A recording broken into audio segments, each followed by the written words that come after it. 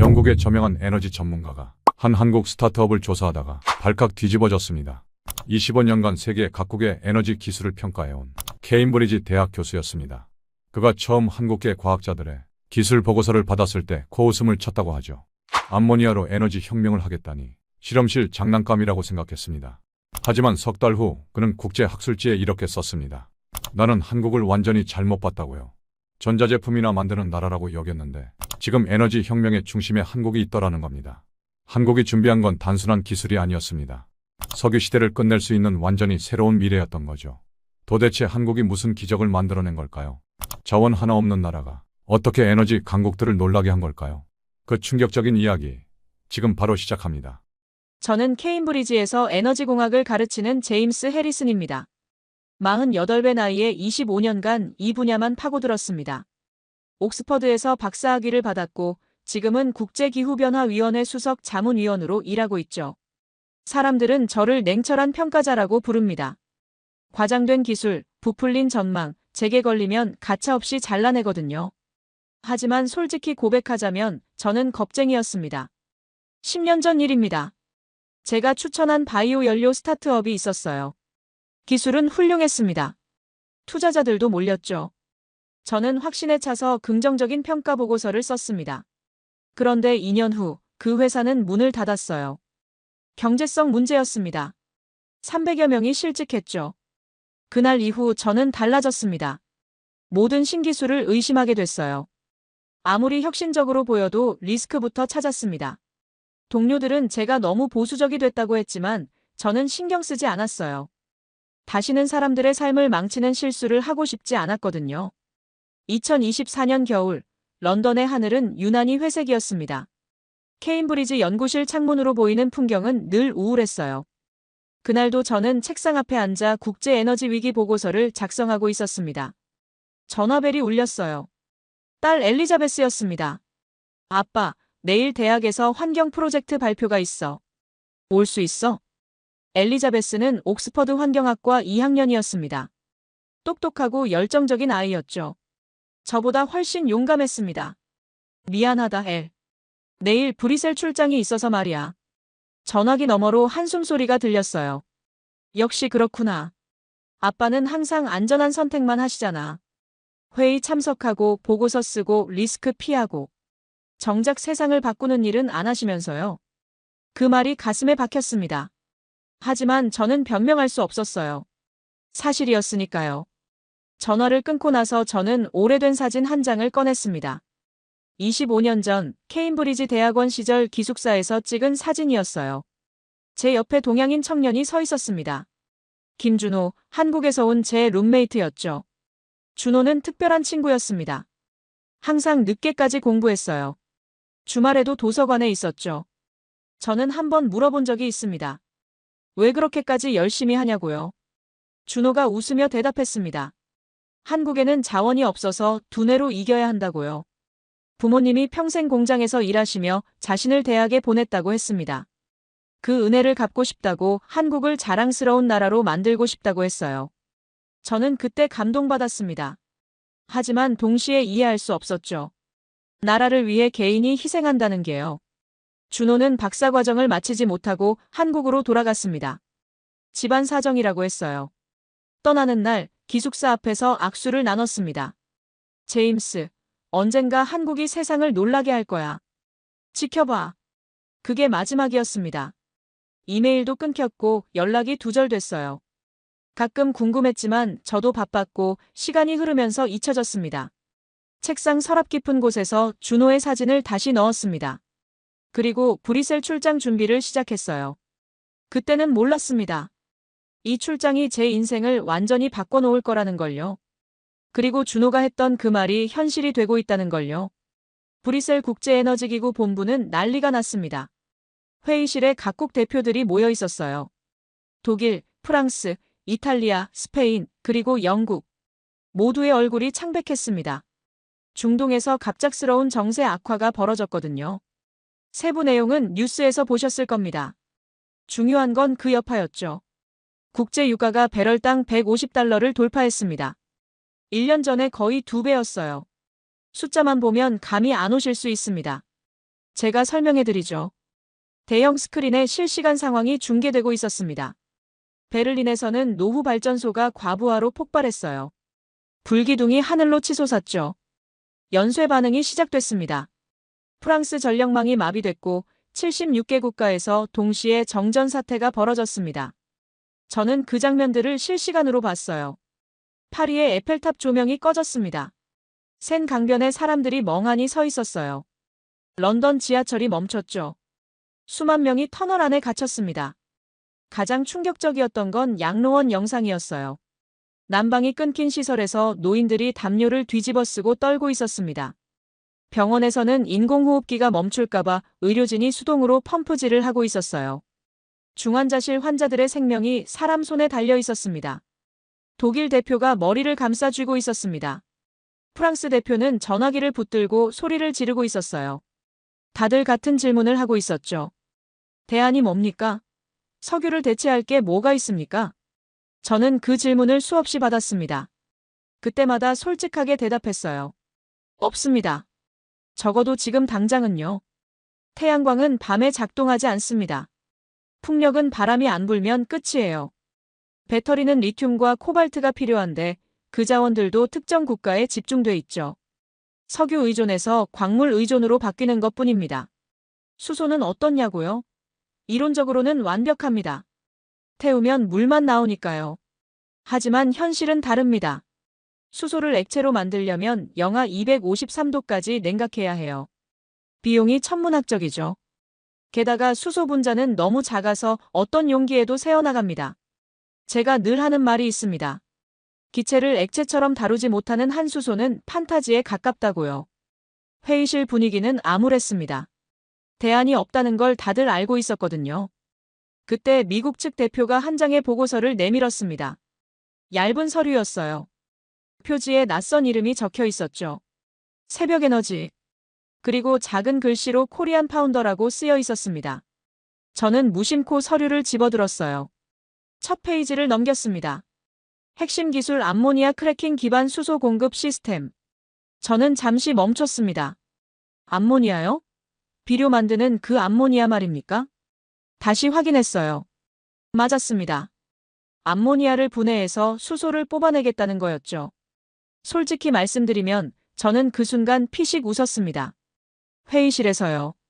다행히 아무도 못 봤죠. 아니, 그 냄새나는 화학물질로요?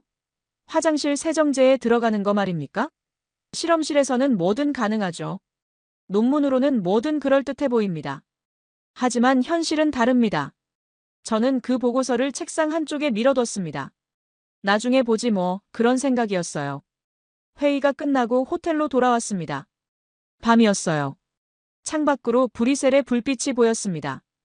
아직 이 도시는 괜찮았죠. 하지만 며칠 전 봤던 베를린의 암흑이 떠올랐어요. 저 불빛들도 언제든 꺼질 수 있습니다. 석유가 막히면요. 노트북을 열었습니다. 아까 그 보고서가 생각나서요. 검색을 해봤어요. 마이티 출신 한국계 연구진이 창업한 회사. 암모니아에서 수소를 추출하는 기술 개발. 드론, 트랙터, 트럭의 적용 테스트 진행 중. 여기서 조금 흥미를 느꼈습니다. 실험실 단계가 아니라 실제 기계에 적용했다고요? 드론이 날았다고요? 하지만 저는 여전히 회의적이었습니다. 데모야 얼마든지 조작할 수 있으니까요. 그때 이메일이 왔습니다. 국제기후변화위원회 사무총장이었어요. 새벽에너지 현장 평가단을 파견한다. 해리슨, 당신이 책임자다. 저는 한숨을 쉬었습니다. 또 시간 낭비구나. 미국까지 가서 실험실 장난감 구경하고 와야 하는구나. 하지만 거절할 수는 없었죠. 제 일이니까요. 냉정하게 평가하고 가능성이 없으면 잘라내는 것. 그게 제가 해야 할 일이니까요. 답장을 보냈습니다. 알겠습니다. 다음 주에 출발하겠습니다. 노트북을 덮었어요. 보고서 마지막 페이지에 적힌 문장이 눈에 들어왔습니다. 우리의 목표는 석유시대의 종언이다. 저는 코웃음을 쳤습니다. 거창하기는. 한국계 젊은이들이 석유시대를 끝내겠다고요? 하지만 이상하게도 그 문장이 계속 머릿속에 맴돌았습니다. 보스턴행 비행기를 탔습니다. 대서양을 건너는 7시간 동안 저는 새벽에너지 자료를 다시 훑어봤어요. 한국계 연구진, 암모니아 크래킹, 효율 70% 향상. 숫자는 인상적이었습니다. 하지만 저는 숫자보다 사람을 믿지 않았거든요. 특히 검증되지 않은 스타트업은요. 로건 공항에 내려서 렌터카를 빌렸습니다. 케임브리지로 향했어요. 마이티가 있는 곳이었죠. 사실 저에게는 다른 목적이 있었습니다. 새벽 에너지를 직접 방문하기 전에 믿을 만한 사람에게 먼저 물어보고 싶었어요. 제 은사 로버트 체인벌린 교수님을 만나러 간 겁니다. 체인벌린 교수는 화학공학과의 전설이었습니다. 70대 중반이었지만 여전히 현역이었어요. 수소 경제 연구의 대부라고 불리는 분이죠. 이분이 인정하지 않으면 믿을 수 없다고 생각했습니다. 연구실 문을 두드렸습니다. 들어오게. 익숙한 목소리가 들렸어요. 교수님은 책상 앞에 앉아 논문을 읽고 계셨습니다. 저를 보더니 자리에서 일어나셨어요. 제임스, 얼마 만인가? 런던에서 잘 지내고 있나? 네, 교수님. 바쁘게 살고 있습니다. 악수를 나눴습니다. 교수님의 손은 여전히 단단했어요. 자네 때문에 왔다는 연락을 받았네. 새벽 에너지 건이지? 네. 솔직히 회의적입니다. 암모니아로 에너지 혁명이라니 실험실 수준 아이디어 같아서요. 교수님이 천천히 고개를 끄덕이셨습니다. 그리고 창밖을 바라보셨어요. 잠시 침묵이 흘렀습니다. 나도 처음엔 자네처럼 생각했네. 한국계 젊은이들이 뭘 한다고? 수소 저장 문제를 해결하겠다고? 내가 40년 동안 못 푼 걸? 그런데요? 그런데 내가 틀렸어. 교수님이 저를 보셨습니다. 저 친구들은 진짜야. 저는 놀랐습니다. 체인벌린 교수님은 저보다 더 냉정한 분이었거든요. 학계에서 과장된 연구를 가장 싫어하기로 유명하셨죠. 교수님이 화이트보드 앞으로 가셨습니다. 마커를 집어들고 분자 구조를 그리기 시작하셨어요. 수소의 문제는 저장과 운송이야. 영하 253도로 냉각해야 하고 분자가 너무 작아서 용기에서 새어나가지. 자네도 잘 알잖나? 네, 그래서 수소 경제가 비현실적이라고 말씀드리는 겁니다. 하지만 암모니아는 다르네. 교수님이 NH3 구조를 그리셨습니다. 질소 하나에 수소 셋. 이 녀석은 영하 33도에서 액화돼. 수소보다 훨씬 쉽지. 그리고 이미 전 세계에 인프라가 깔려 있어. 비료 때문에 말이야. 거기까진 저도 압니다. 하지만 문제는 크래킹이잖아요. 암모니아에서 수소를 뽑아내려면 엄청난 에너지가 필요해요. 경제성이 없죠. 교수님이 미소를 지으셨습니다.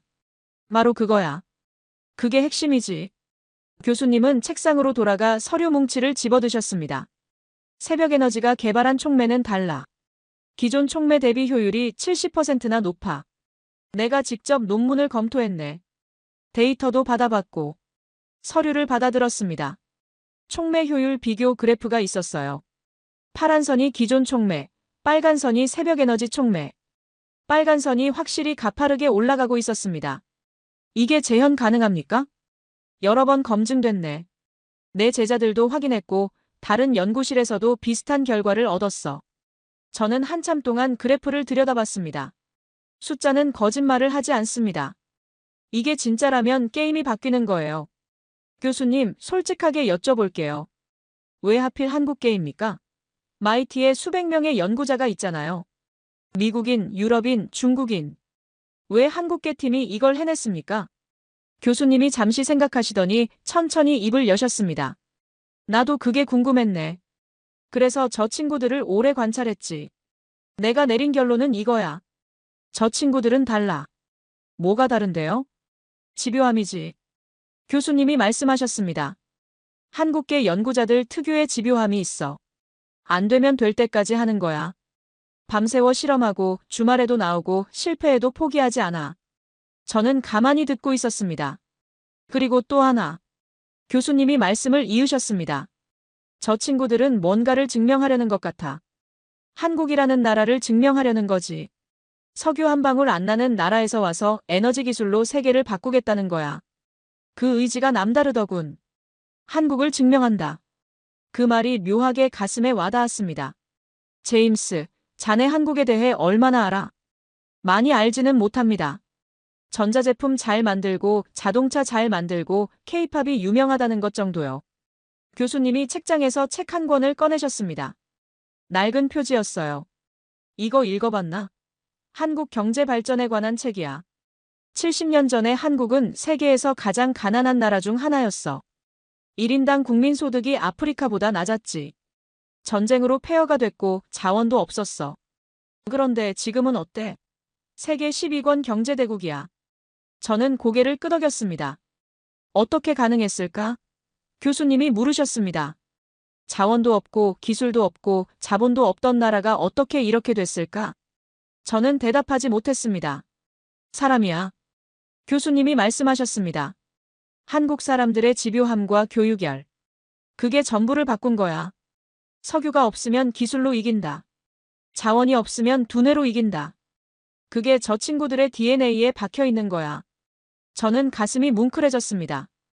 25년 전 룸메이트 준호가 했던 말이 똑같았거든요.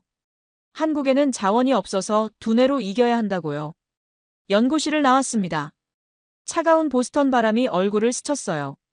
저는 걸으면서 생각했습니다. 혹시 제가 틀린 건 아닐까? 한국을 과소평가한 건 아닐까? 호텔로 돌아와서 노트북을 열었습니다. 준호의 이름을 검색해봤어요. 오랜만이었습니다. 검색 결과가 떴습니다. 그리고 저는 숨이 멎었어요. 부고 기사였습니다. 15년 전 기사였죠. 한국화학공장 산업재해로 근로자 3명 사망. 고 김준호 씨를 포함한. 저는 화면을 멍하니 바라봤습니다.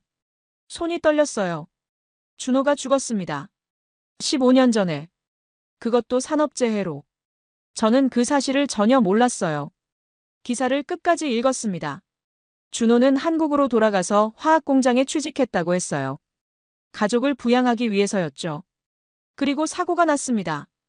저는 노트북을 덮었습니다. 눈물이 나려고 했어요. 준호야, 미안해. 난 너를 잊고 살았어. 내가 어떻게 지내는지, 꿈을 이뤘는지 궁금해하지도 않았어. 그날 밤 잠이 오지 않았습니다. 준호의 얼굴이 계속 떠올랐어요. 그가 했던 말들이 귓가에 맴돌았습니다. 언젠가 한국이 세상을 놀라게 할 거야. 지켜봐. 다음 날 아침 저는 결심했습니다. 제대로 봐야겠다고. 편견 없이 선입견 없이.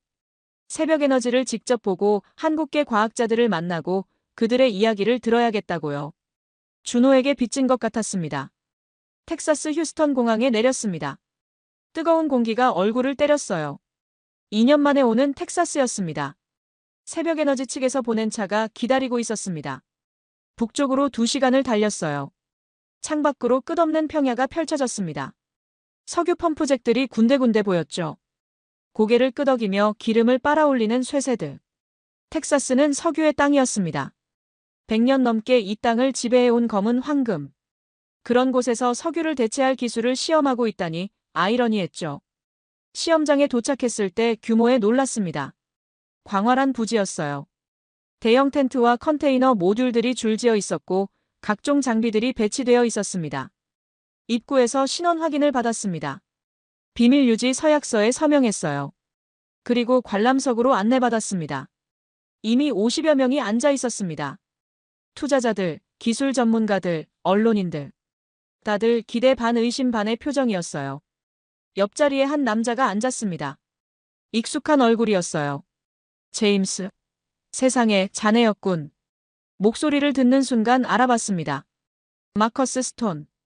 대학 동기였죠. 마커스, 오랜만이야.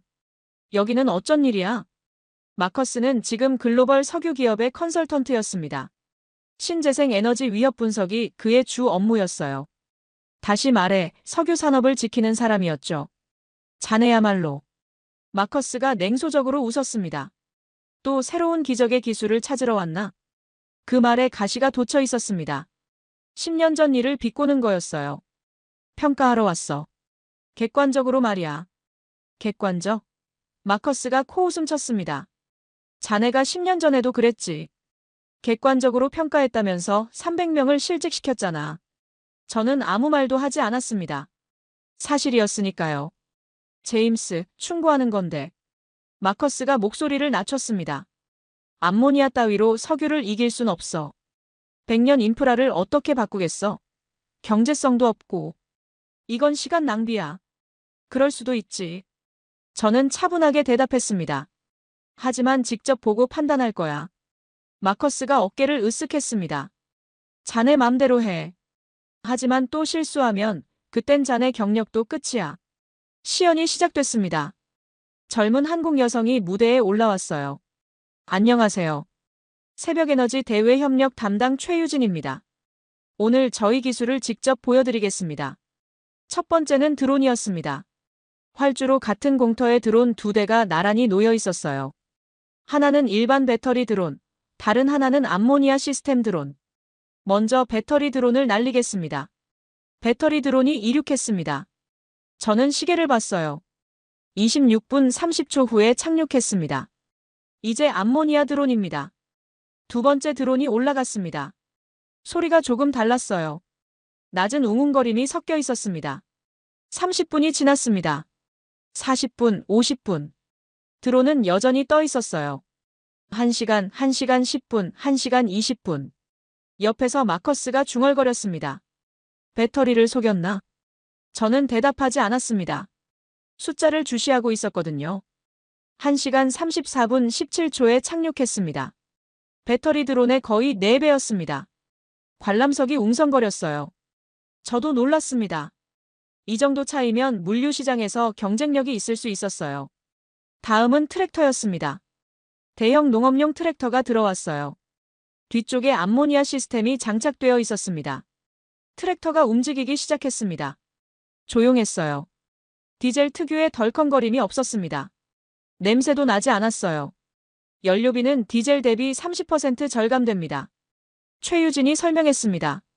충전 시간은 5분이면 충분합니다. 저는 메모했습니다. 실용성이 있었어요. 마지막은 100kW급 발전 시스템이었습니다. 컨테이너 크기의 모듈이 설치되어 있었어요. 시스템이 가동됐습니다. 계기판의 숫자들이 움직이기 시작했죠. 50kW, 80kW, 100kW 도달. 그리고 옆에 또 다른 숫자가 떴습니다. CO2 배출량 0.02kg. 거의 제로였습니다. 시스템은 15분 동안 안정적으로 작동했어요. 그래프가 평탄하게 이어졌습니다. 질의응답 시간이 됐습니다. 여러 사람이 질문을 쏟아냈죠. 경제성은 어떻습니까? 현재 그린 암모니아 가격으로는 경쟁력이 부족합니다. 하지만 5년 내에 화석 연료와 동등한 수준까지 내려갈 전망입니다. 저는 손을 들었습니다. 총 매수명은 얼마나 됩니까? 현재 테스트 결과로는 5,000시간 이상 성능 유지가 확인됐습니다. 5,000시간. 나쁘지 않았지만 상용화하려면 더 늘어나야 했습니다. 시연이 끝났습니다. 마커스가 저를 봤어요. 인상적이긴 하더군. 하지만 경제성이 없잖아. 그린 암모니아가 너무 비싸. 누가 2배 비싼 연료를 쓰겠어? 저는 고개를 끄덕였습니다. 마커스 말이 틀리지 않았어요. 제임스, 자네 또 실수하려고. 마커스가 어깨를 두드렸습니다. 10년 전처럼 말이야. 그는 비웃으며 떠났습니다. 저는 자리에 남아 생각에 잠겼습니다. 기술은 인상적이었어요. 하지만 경제성이 문제였습니다. 마거릿이 했던 말이 떠올랐어요. 기술이 아무리 좋아도 돈이 안 되면 끝이라고요. 해가 지고 있었습니다. 텍사스의 붉은 노을이 하늘을 물들였어요. 저는 중얼거렸습니다. 기술은 진짜 같아. 하지만 세상이 준비됐을까? 호텔로 돌아와서 보고서를 작성하기 시작했습니다. 기술적 완성도 높음. 실증 단계 진입 확인. 단, 경제성 검증 필요. 그리고 마지막에 한 줄을 더 적었습니다. 추가 관찰 권장. 현장 사용자 인터뷰 필요. 저는 아직 결론을 내릴 수 없었습니다. 더 봐야 했어요. 며칠 후, 저는 다시 텍사스로 향했습니다. 이번에는 공식 일정이 아니었어요. 새벽에너지의 실제 연구 현장을 보고 싶었거든요. 최유진 씨에게 연락했습니다. 연구시설 방문이 가능하냐고요. 이틀 후 허락이 떨어졌습니다. 작은 산업단지 안의 건물이었습니다. 외관은 평범했지만 안은 달랐어요. 최신 장비들이 빼곡하게 들어차 있었습니다. 입구에서 한 남자가 저를 맞았습니다. 30대 중반으로 보였어요. 안경을 쓰고 있었고 눈 밑에 다크서클이 짙었습니다. 해리슨 박사님이시죠? 저는 강민준입니다. CTO예요. 악수를 나눴습니다. 그의 손은 굳은 살이 있었어요.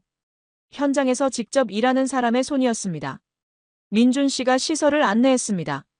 촉매 합성실, 테스트룸, 데이터 분석실. 곳곳에서 연구원들이 일하고 있었어요. 여기가 우리 심장부예요. 민준이 한 방으로 저를 안내했습니다.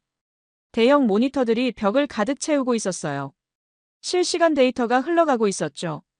지금 장기 운전 테스트 중인 시스템이 3개 있어요.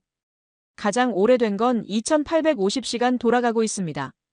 저는 화면을 주시했습니다. 그래프가 안정적이었어요. 문제는 없었습니까?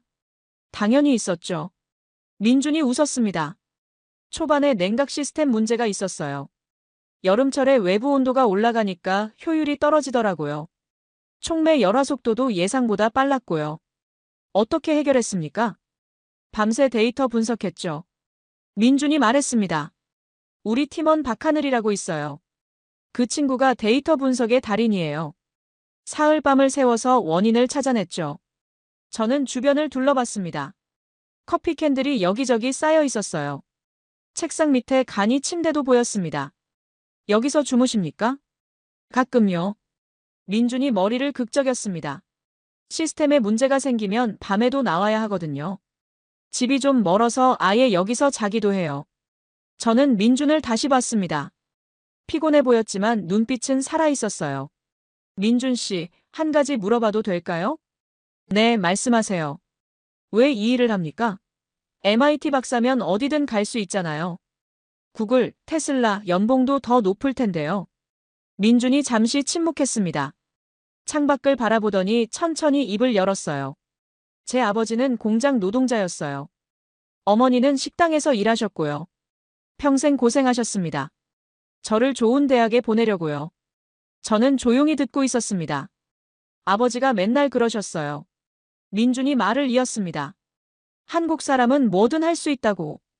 자원이 없어도 돈이 없어도 머리로 이기면 된다고요. 그게 제 머릿속에 박혀 있어요. 저는 가슴이 뭉클해졌습니다. 준호가 했던 말과 똑같았거든요.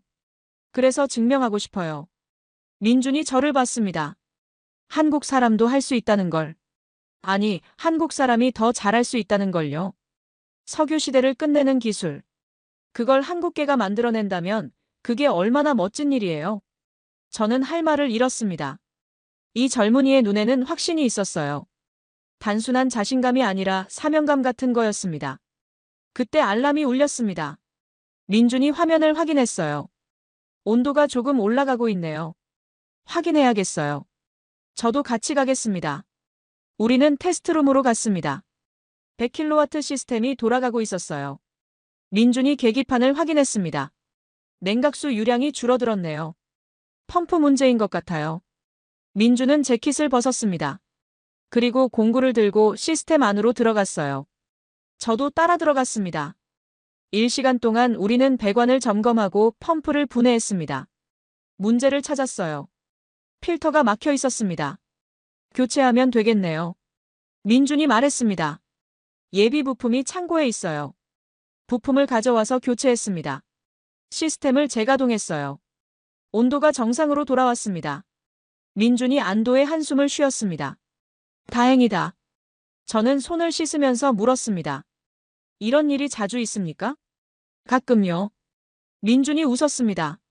그래도 익숙해졌어요. 처음에는 패닉이었는데 이제는 침착하게 대응하죠. 우리는 사무실로 돌아왔습니다. 민준이 자판기 커피를 건넸어요. 박사님, 솔직하게 물어봐도 될까요? 네, 말하세요. 저희 기술, 어떻게 보세요? 저는 커피를 마시며 생각했습니다.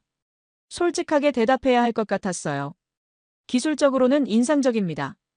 촉매 효율, 시스템 안정성, 실증 데이터. 다 훌륭해요. 하지만 경제성이 문제예요. 그린 암모니아 가격이 너무 높아요. 지금으로선 화석 연료와 경쟁할 수 없습니다. 민준이 고개를 끄덕였습니다. 알고 있어요. 그래서 우리가 할 수 있는 건 효율을 높이는 거예요.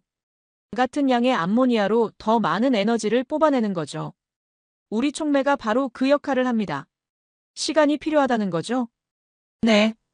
5년, 아니 10년이 걸릴 수도 있어요. 민준이 말했습니다. 하지만 우리는 기다릴 준비가 되어 있어요. 투자자들이 그렇게 오래 기다려줄까요? 그게 문제예요. 민준이 솔직하게 인정했습니다. 요즘 AI가 떠서 에너지 쪽은 투자받기 힘들어요. 사실 우리도 자금 상황이 녹록지 않아요. 저는 민준의 얼굴을 봤습니다. 걱정이 묻어 있었어요. 실패하면 어떻게 되죠? 팀원들이 뿔뿔이 흩어지겠죠. 민준이 쓰게 웃었습니다. 다들 가족이 있어요. 먹고 살아야 하니까요. 그게 제일 걱정이에요. 기술이 실패하는 건 괜찮아요. 하지만 사람들이 상처받는 건 싫어요. 저는 10년 전이 떠올랐습니다. 제가 추천한 스타트업이 문을 닫고 300명이 실직했을 때 그 죄책감이 아직도 저를 괴롭혀요. 민준 씨, 저는 말했습니다. 저도 과거에 실수를 했어요. 그래서 지금은 너무 조심스러워요. 혹시 제 평가가 또 누군가의 인생을 망칠까 봐요. 민준이 저를 봤습니다. 박사님, 우리는 비판을 두려워하지 않아요. 객관적으로 평가해 주세요. 좋은 점도 나쁜 점도요. 비판이 있어야 더 나아질 수 있으니까요. 그 말이 위로가 됐습니다. 밤늦게 호텔로 돌아왔습니다. 저는 창밖을 바라봤어요. 텍사스의 별이 쏟아지고 있었습니다. 민준의 얼굴이 떠올랐습니다. 그리고 준호의 얼굴도요. 한국 사람은 뭐든 할 수 있다. 자원이 없어도 머리로 이기면 된다. 같은 DNA였습니다. 25년의 시간을 넘어서요. 다음 행선지는 미네소타였습니다. 새벽에너지의 암모니아 트랙터를 실제로 사용하는 농장이 있다고 했거든요. 미네아폴리스에서 렌터카를 빌려 북쪽으로 3시간을 달렸습니다. 도시를 벗어나자 풍경이 단순해졌어요. 하늘과 땅, 그게 전부였습니다. 밀러 농장에 도착한 건 오후였습니다. 광활한 땅이었어요. 옥수수밭이 끝없이 이어져 있었습니다. 농장 입구에서 한 남자가 기다리고 있었습니다. 60대 후반으로 보였어요. 햇볕에 그을린 얼굴, 깊게 패인 주름, 거친 손. 평생을 땅과 함께 살아온 사람이었죠. 해리슨 박사님이시죠? 톰 밀러입니다. 악수를 나눴습니다. 그의 손은 단단했어요. 만나서 반갑습니다. 시간 내주셔서 감사합니다. 뭘요? 톰이 웃었습니다. 새벽에너지 사람들한테 부탁받았어요. 솔직하게 얘기해달라고요. 그래서 솔직하게 얘기해드릴 겁니다. 톰이 저를 헛간으로 안내했습니다. 트랙터 2대가 나란히 서 있었어요. 하나는 일반 디젤 트랙터, 다른 하나는 암모니아 트랙터였습니다. 저게 그 녀석이에요. 톰이 암모니아 트랙터를 가리켰습니다. 6개월 전부터 쓰고 있죠. 실제로 어떻습니까? 톰이 잠시 생각했습니다. 처음엔 반신반의했어요. 암모니아로 트랙터를 돌린다고요? 말이 돼요? 우리 아버지, 할아버지 때부터 디젤만 썼거든요. 60년 넘게요. 그런데요? 그런데 써보니까 다르더라고요. 톰이 말했습니다. 일단 조용해요. 디젤은 엔진 소리가 엄청나거든요. 하루 종일 타고 나면 귀가 멍해요. 근데 이 녀석은 거의 소리가 안 나요. 저는 메모했습니다. 그리고 냄새요. 디젤 매연 냄새 아시죠? 목이 아프고요. 평생 맡아온 냄새지만 좋지 않아요. 근데 이 트랙터는 그게 없어요. 연료비는 어떻습니까? 톰이 고개를 끄덕였습니다. 솔직히 말하면 아직은 비슷해요. 암모니아 가격이 생각보다 높거든요. 근데 새벽에너지 사람들 말로는 앞으로 내려갈 거라고 하더라고요. 그럼 왜 계속 쓰십니까? 톰이 멀리 농경지를 바라봤습니다. 잠시 침묵이 흘렀어요. 손자들이요. 손자들이요? 네. 톰이 말했습니다. 제 손자가 둘 있어요. 8살, 10살. 걔들이 농장에 놀러 올 때마다 트랙터 타고 싶어 해요. 근데 디젤 트랙터는 태우기가 좀 그래요. 매연도 나오고 소리도 크고요. 톰이 암모니아 트랙터를 쓰다듬었습니다. 근데 이 녀석은 달라요. 조용하고 깨끗해서 애들 태워도 괜찮아요. 큰 녀석이 저번에 그러더라고요. 할아버지 트랙터는 미래에서 왔어요? 저는 가슴이 뭉클해졌습니다. 저는 이 땅에서 태어났어요. 톰이 말을 이었습니다. 아버지도 할아버지도 여기서 농사를 지었죠.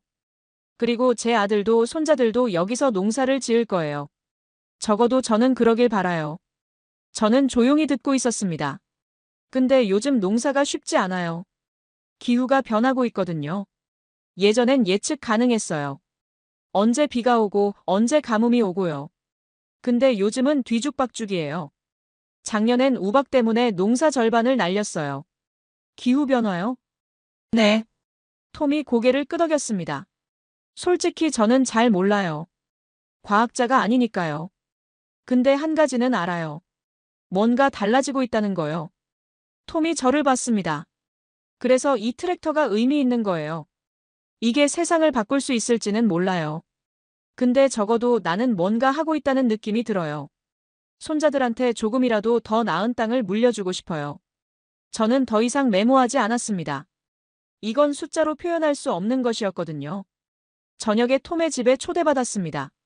소박한 농가였어요. 톰의 아내 메리가 저녁을 준비하고 있었습니다.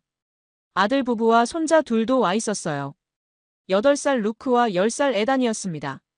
할아버지, 오늘 미래 트랙터 탔어요. 루크가 신나서 말했습니다. 미래 트랙터? 제가 물었습니다. 네. 루크가 고개를 끄덕였습니다. 연기도 안 나고 소리도 안 나요.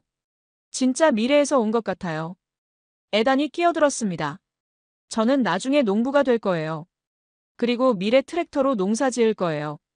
톰이 손자의 머리를 쓰다듬었습니다. 눈가가 촉촉해 보였어요. 저녁을 먹으면서 저는 이 가족을 관찰했습니다. 세대를 이어온 땅, 손자들에게 물려줄 미래, 작은 변화에 대한 희망. 여기에는 경제성 분석이 없었습니다. 투자 수익률 계산도 없었어요. 대신 더 본질적인 무언가가 있었습니다. 집으로 돌아가는 길, 저는 차를 세우고 창밖을 바라봤습니다. 미네소타의 밤하늘에 별이 쏟아지고 있었어요. 마커스의 말이 떠올랐습니다. 경제성이 없다고요. 누가 비싼 연료를 쓰냐고요. 하지만 톰은 쓰고 있었습니다. 손자들을 위해서요. 저는 중얼거렸습니다. 숫자가 다가 아니구나. 그날 밤 모텔방에서 보고서를 수정했습니다. 현장 사용자 만족도 높음. 기술적 안정성 확인. 단, 경제성 여전히 과제. 그리고 새로운 문장을 추가했습니다. 주목할 점 사용자들은 경제성을 넘어선 가치를 발견하고 있음. 미래 세대에 대한 책임감이 구매 동기로 작용. 런던으로 돌아온 건 일주일 후였습니다. 케임브리지 연구실에 앉아서 보고서를 정리하고 있었어요.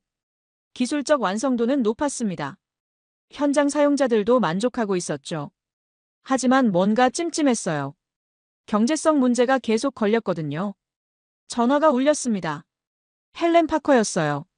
런던의 에너지 투자 컨설팅 회사 대표였죠. 30년 경력의 베테랑이었습니다. 제임스, 저녁 같이 할 수 있어? 할 얘기가 있어. 다음 날 저녁 시티의 한 레스토랑에서 만났습니다. 헬렌은 60대 초반이었지만 여전히 날카로웠어요. 새벽 에너지 조사 어때? 헬렌이 와인잔을 들며 물었습니다. 기술은 인상적해. 근데 경제성이 문제야. 그렇지. 헬렌이 고개를 끄덕였습니다. 현재 그린 암모니아 가격이 톤당 700에서 1000달러야. 화석 연료 기반은 300에서 400달러고요. 2배에서 3배 차이예요. 투자자들이 기다려줄까? 헬렌이 쓴웃음을 지었습니다. 솔직히 어려워. 요즘 AI가 핫하잖아. 모든 돈이 AI로 몰리고 있어. 에너지, 바이오, ESG. 다 찬밥 신세야. 저는 한숨을 쉬었습니다. 하지만 변수가 있어. 헬렌이 말했습니다. 정치야. 각국 정부가 탄소 중립을 선언하고 있잖아. 유럽은 2050년까지 넷제로 목표고 미국도 비슷한 방향이야. 그게 새벽 에너지에 어떤 도움이 되는데? 보조금이야. 헬렌이 설명했습니다. 정부가 그린 수소와 그린 암모니아에 보조금을 주기 시작하면 가격 격차가 줄어들어. 그럼 경쟁력이 생기는 거지. 그게 언제쯤이 될까? 모르지. 헬렌이 솔직하게 말했습니다. 2년, 5년, 10년. 정치는 예측 불가야. 저는 생각에 잠겼습니다. 불확실성이 너무 컸어요. 제임스, 내가 30년 동안 이 바닥에서 배운 게 있어. 헬렌이 말했습니다. 좋은 의도만으로는 안 돼. 숫자가 맞아야 해. 아무리 기술이 좋아도 경제성이 증명되기 전까지는 그냥 실험실 프로젝트야. 저는 고개를 끄덕였습니다. 헬렌 말이 맞았어요. 집으로 돌아왔습니다. 저녁 늦게 딸 엘리자베스에게서 전화가 왔어요. 아빠, 대학 프로젝트 발표 끝났어. 어땠어? 좋았어. 근데 아빠한테 할 말이 있어. 뭔데? 엘리자베스가 잠시 망설이더니 말했습니다. 우리 세대는 아빠 세대의 안전한 선택들 때문에 고통받고 있어. 기후변화, 환경 파괴. 다 알면서도 행동하지 않았잖아. 경제성 때문에, 리스크 때문에요. 저는 할 말을 잃었습니다. 아빠, 나는 아빠가 용기 있는 선택을 하는 사람이었으면 좋겠어. 안전만 추구하는 사람 말고요. 전화를 끊고 나서 저는 한참 동안 앉아 있었습니다. 딸의 말이 가슴에 박혔어요. 안전한 선택. 10년 전 실수 이후로 저는 늘 안전을 추구했습니다. 리스크를 피했어요. 용기 있는 결정을 내리지 못했죠. 준호가 떠올랐습니다. 그는 용기 있는 사람이었어요. 한국으로 돌아가서 가족을 부양하고 꿈을 포기하지 않으려 했죠. 그리고 산업재해로 죽었습니다. 민준도 용기 있는 사람이었습니다. 안정적인 대기업 대신 스타트업을 택했어요. 밤새 일하고 실패를 두려워하지 않았죠. 톰 밀러도 용기 있었습니다. 비싼 암모니아 트랙터를 샀어요. 손자들을 위해서요. 저는요? 저는 보고서만 쓰고 있었습니다. 안전한 평가만 하고 있었어요. 노트북을 열었습니다. 보고서 초안을 다시 읽었습니다. 경제성 검증 필요. 상용화 시점 불투명. 10년에서 20년 소요 예상. 냉정하고 정확한 평가였습니다. 하지만 뭔가 빠져 있었어요. 제가 본 것들. 민준의 헌신, 톰의 희망, 준호의 꿈. 그건 숫자로 표현할 수 없었습니다. 저는 키보드에 손을 올렸습니다. 그리고 새로운 문장을 추가했어요. 단, 기술팀의 헌신과 현장 사용자의 믿음은 주목할 만함. 경제성 문제는 정책적 지원으로 해결 가능성 있음. 완벽한 표현은 아니었습니다. 하지만 제가 느낀 걸 조금이라도 담고 싶었어요. 한 달이 지났습니다. 저는 런던에서 일상으로 돌아왔어요. 다른 프로젝트들을 평가하고 회의에 참석하고 강의를 했습니다. 그런데 머릿속 한 구석에는 계속 새벽 에너지가 남아 있었습니다. 가끔 뉴스를 검색해 봤어요. 별다른 소식은 없었죠. 어느 날 오후 이메일 한 통이 왔습니다. 업계 지인이었어요. 제임스, 새벽 에너지 소식 들었어? 시리즈 D 투자가 무산됐대. 저는 화면을 응시했습니다. 가슴이 철렁했어요. 검색을 해봤습니다. 소문이 사실이었어요. 리드 투자사로 거의 확정됐던 펀드가 마지막 순간에 철수했다는 겁니다. 이유를 알아봤습니다. AI 투자 열풍 때문이었어요. 그 펀드가 새로운 AI 펀드를 만들면서 에너지 쪽 투자를 후순위로 밀었다는 거죠. 민준에게 이메일을 보냈습니다. 소식 들었습니다. 괜찮으십니까? 다음 날 답장이 왔습니다. 솔직히 힘듭니다. 현재 자금으로 6개월 버틸 수 있어요. 그 안에 새 투자를 못 찾으면 구조조정을 해야 할 수도 있습니다. 저는 화면을 오래 바라봤습니다. 6개월. 짧은 시간이었어요. 헬렌에게 전화했습니다. 새벽 에너지 상황 알아? 알지. 헬렌이 한숨을 쉬었습니다. 요즘 에너지 스타트업들 다 힘들어. 우리 포트폴리오 회사들도 마찬가지야. 대체 투자사를 찾을 수 있을까? 어렵겠지. 지금은 AI 아니면 투자 못 받아. 챗GPT 이후로 모든 돈이 AI로 몰리고 있거든. 기술이 좋은데도요? 기술이 좋은 게 중요한 게 아니야. 헬렌이 말했습니다. 타이밍이야. 지금은 타이밍이 안 좋아. 저는 무력감을 느꼈습니다. 제가 할 수 있는 게 없었어요. 2주일 후, 저는 학술 컨퍼런스에 참석했습니다. 런던에서 열린 국제 에너지 포럼이었어요. 기조 연설이 끝나고 리셉션이 열렸습니다. 여기저기서 대화가 오가고 있었어요. 그때 익숙한 목소리가 들렸습니다. 제임스 해리슨. 여전히 신기술 찾아다니나? 마커스 스톤이었습니다. 그가 샴페인 잔을 들고 다가왔어요. 마커스, 여기서 보내. 업계 행사니까. 마커스가 웃었습니다. 자네 평가하던 그 한국 스타트업, 새벽 에너지였나? 망했다며? 망한 게 아니야. 투자 유치가 지연되고 있을 뿐이야. 같은 말이지 뭐. 마커스가 코웃음 쳤습니다. 6개월 버티면 끝이라며. 결국 문 닫을 거야. 저는 주먹을 쥐었습니다. 참아야 했어요. 제임스, 내가 충고했잖아. 마커스가 가까이 다가왔습니다. 암모니아 따위로 석유를 못 이겨. 100년 인프라를 어떻게 바꾸겠어? 기술은 진짜야. 저는 차분하게 말했습니다. 내가 직접 봤어. 기술이 진짜든 가짜든 상관없어. 마커스가 말했습니다. 돈이 안 돌면 끝이야. 지금 누가 에너지 스타트업에 투자하겠어? AI 시대인데. 그가 샴페인을 마셨습니다. 그리고 말이야, 제임스. 자네가 이번에도 저 회사를 추천하면 어떻게 될 것 같아? 10년 전처럼 실패하면? 자네 경력도 끝이야. 케임브리지에서도 못 버틸걸? 마커스는 비웃으며 떠났습니다. 저는 혼자 남아 생각에 잠겼습니다. 마커스 말이 틀리지 않았어요. 제가 긍정적인 평가를 쓰고 그 회사가 실패하면 저도 책임을 져야 했습니다. 10년 전처럼요. 하지만 민준의 얼굴이 떠올랐습니다. 밤새 시스템을 고치던 그 모습. 톰 밀러가 손자들을 생각하며 했던 말. 준호가 꿈꿨던 미래. 집으로 돌아왔습니다. 노트북을 열었어요. 보고서를 다시 읽었습니다. 경제성 문제. 투자 불확실성. 10년 이상 소요 예상. 리스크를 강조할까요? 그럼 안전했습니다. 제 경력도 지킬 수 있었어요. 아니면 잠재력을 강조할까요? 그럼 민준과 팀원들에게 도움이 될 수 있었습니다. 하지만 제가 위험해졌어요. 엘리자베스의 말이 떠올랐습니다. 아빠는 항상 안전한 선택만 한다고요.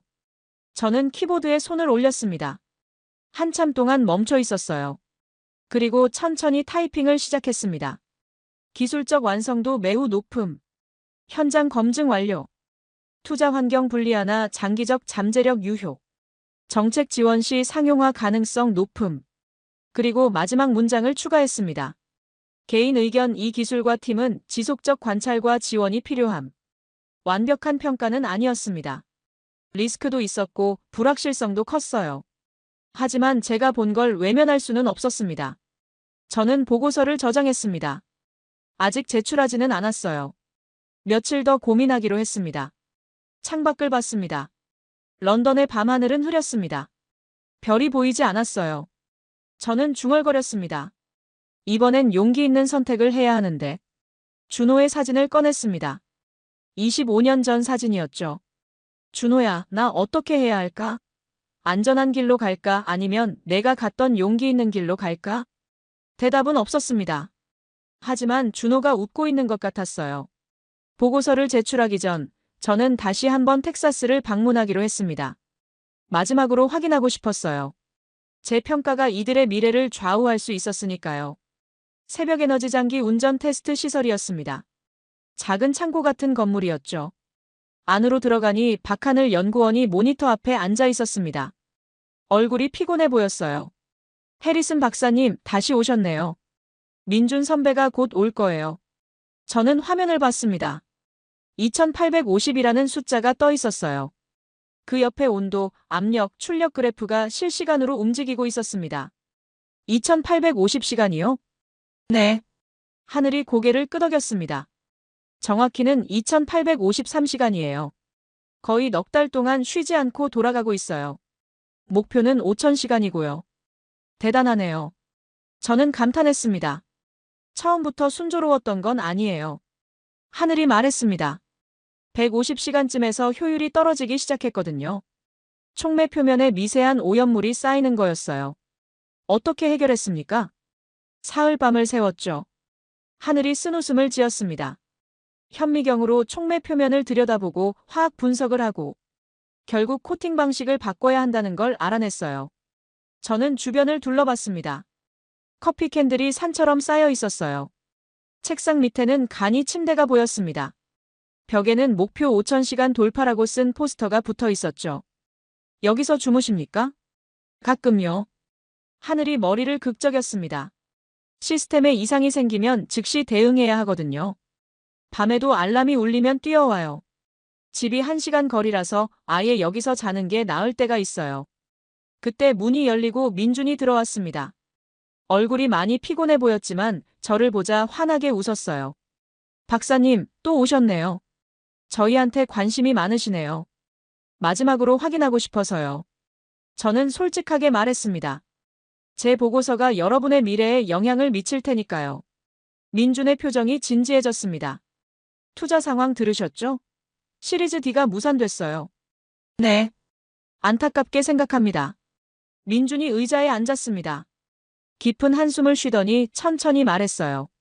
솔직히 지금 팀 분위기가 안 좋아요.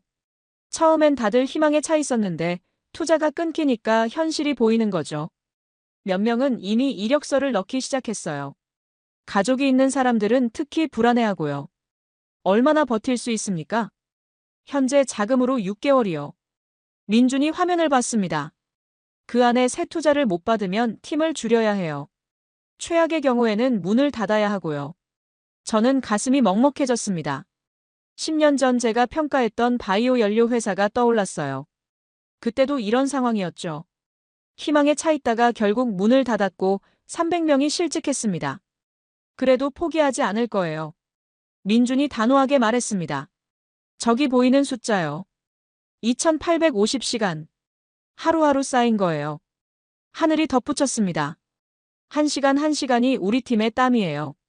밤새 일하고 주말에도 나오고 포기하지 않았기 때문에 만든 숫자죠. 저는 그들의 얼굴을 봤습니다. 피곤했지만 눈빛만은 살아있었어요.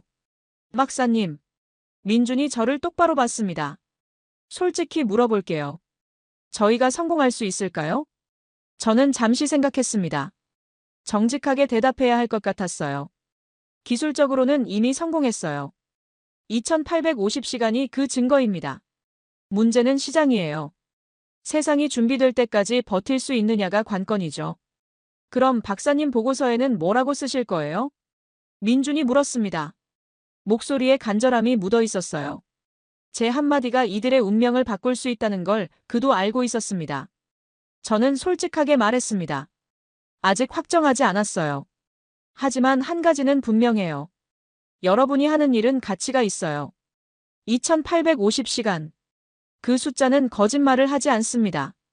감사합니다. 민준이 말했습니다. 객관적으로 평가해 주세요. 좋은 점도 나쁜 점도. 그게 우리한테 제일 도움이 되니까요. 시설을 나오면서 저는 오래 생각했습니다. 2850시간. 118일. 넉 달 가까운 시간. 한 번도 멈추지 않고 돌아간 기계. 그 뒤에 숨은 사람들의 헌신. 이걸 어떻게 보고서에 담을까? 숫자만으로는 부족했습니다. 그들의 열정, 희생, 꿈. 그걸 어떻게 표현할까요? 런던으로 돌아와서 헬렌을 다시 만났습니다. 보고서를 제출하기 전에 마지막으로 조언을 듣고 싶었거든요. 그녀는 30년 경력의 베테랑이었고 제가 신뢰하는 몇 안 되는 사람 중 하나였습니다. 시티의 조용한 레스토랑에서 만났습니다. 헬렌은 와인을 주문하더니 저를 바라봤어요. 제임스, 고민이 많아 보이네.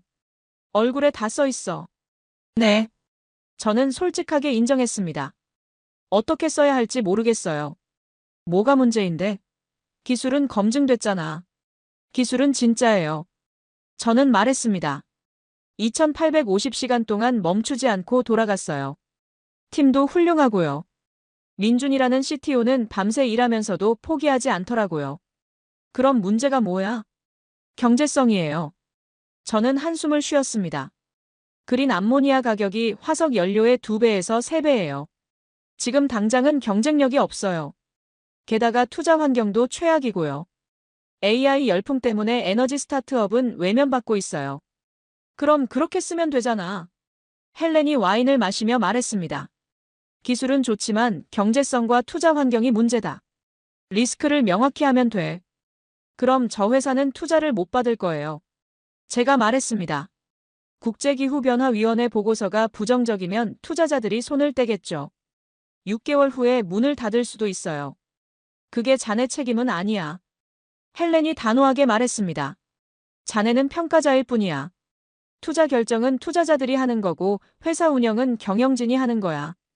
하지만 제 평가가 영향을 미쳐요. 물론이지. 헬렌이 고개를 끄덕였습니다. 그래서 정확하게 써야 하는 거잖아. 과장하지도 말고 과소평가하지도 말고. 저는 와인잔을 내려놓았습니다. 입맛이 없었어요. 헬렌이 한참 저를 바라보더니 조용히 물었습니다. 제임스, 자네 아직도 10년 전 일 때문에 괴로워하는 거야? 저는 대답하지 않았습니다. 사실이었으니까요. 그때는 자네 잘못이 아니었어. 헬렌이 말했습니다. 나도 그 보고서 읽었어. 기술평가는 정확했어. 촉매 효율도 맞았고 실증 데이터도 탄탄했지. 문제는 시장 타이밍이었고 경영진의 실행력이었어. 하지만 300명이 실직했어요. 저는 중얼거렸습니다. 가족이 있는 사람들이었어요. 아이들 학비를 걱정하는 사람들이었죠. 그래. 안타까운 일이지. 헬렌이 고개를 끄덕였습니다. 하지만 자네가 거짓말을 한 건 아니잖아. 자네는 최선을 다해 평가했어. 단지 미래를 예측하지 못했을 뿐이야. 제가 더 신중했어야 했어요. 더 신중했어도 결과는 같았을 거야. 헬렌이 말했습니다. 스타트업은 원래 10개 중 9개가 실패해. 그게 현실이야. 자네가 아무리 정확하게 평가해도 바꿀 수 없는 현실이지. 저는 창밖을 바라봤습니다. 런던의 저녁거리가 보였어요. 사람들이 바쁘게 오가고 있었습니다. 헬렌이 말을 이었습니다. 제임스, 내가 30년 동안 배운 게 있어. 완벽한 평가는 없어. 우리는 현재 시점에서 최선을 다할 뿐이야. 미래를 보장할 순 없어. 변수가 너무 많거든. 그럼 어떻게 해야 하죠? 진실을 쓰는 거야. 헬렌이 제 눈을 똑바로 봤습니다. 좋은 것도 나쁜 것도. 그리고 불확실성도 솔직하게 인정하고. 그게 자네가 할 수 있는 최선이야. 하지만 그들이 실패하면? 그럼 안타깝지. 헬렌이 말했습니다. 하지만 자네가 거짓말을 하는 것보다는 나아. 과장된 평가로 투자를 유치했다가 더 큰 피해를 보는 것보다는 말이야. 저는 고개를 끄덕였습니다. 그리고 한 가지 더. 헬렌이 덧붙였습니다. 정치적 변수를 빼먹지 마. 유럽연합이 그린딜 예산을 확대하고 있어. 독일은 수소 경제에 100억 유로를 쏟아붓기로 했고 프랑스도 비슷해. 이게 게임을 바꿀 수 있어. 보조금 정책이요? 네. 만약 각국 정부가 그린 암모니아에 보조금을 주기 시작하면 가격 격차가 크게 줄어들어. 톤당 300달러 차이가 100달러로 줄면 경쟁력이 생기는 거지. 그럼 새벽에너지 같은 회사들이 살아날 수 있어. 그게 언제쯤일까요? 헬렌이 와인을 마시며 말했습니다. 모르지. 2년? 5년? 정치는 예측 불가야. 하지만 방향은 확실해. 탄소 중립은 선택이 아니라 의무가 되고 있어. 파리 기후협약, 유럽 그린딜, 미국 인플레이션 감축법. 모두 같은 방향을 가리키고 있어. 저는 메모를 했습니다. 정책 변수. 이걸 보고서에 포함시켜야겠다고 생각했어요.